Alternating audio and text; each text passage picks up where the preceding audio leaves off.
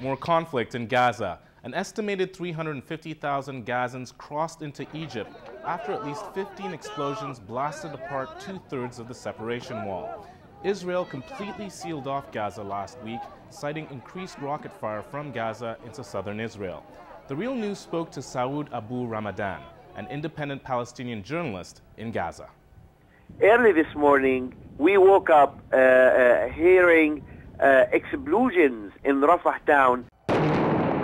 And when we asked about those explosions, they said that Hamas militants are blowing up the fence of the borders and allowing thousands of people entering into Egypt to get their needs of food supplies. Today, I was there at Rafah borders area. Hundreds of thousands of men, women, children, they entered into Egypt buying all kinds of food products. Even I saw people carrying goats, lambs, and sheep, carrying them and bringing them from Egypt to sell them in Gaza for two things. One, for their homes, for themselves, and second, many of them are making good business out of it because the prices of those materials in Egypt are very much less than the prices are sold in the Gaza Strip.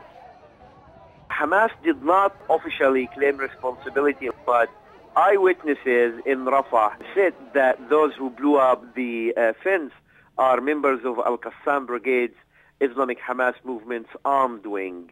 Within the last 7 days, the deposed government of Hamas and Hamas movement as well had used the Israeli tightened measures of closures on the Gaza Strip in media war, in a media propaganda, on televisions, radios, and newspapers, urging all reporters and journalists in the Gaza Strip to focus on this tightened measure.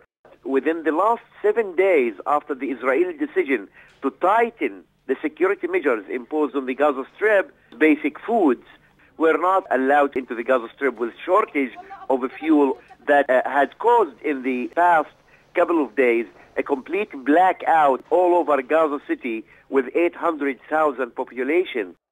The situation in Gaza is unbearable.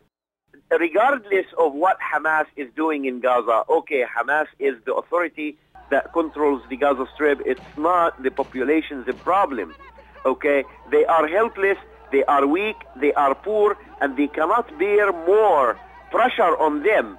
Israel wants the population to revolt against Hamas, and Hamas wants the population to revolt against Israel and against Abbas authority.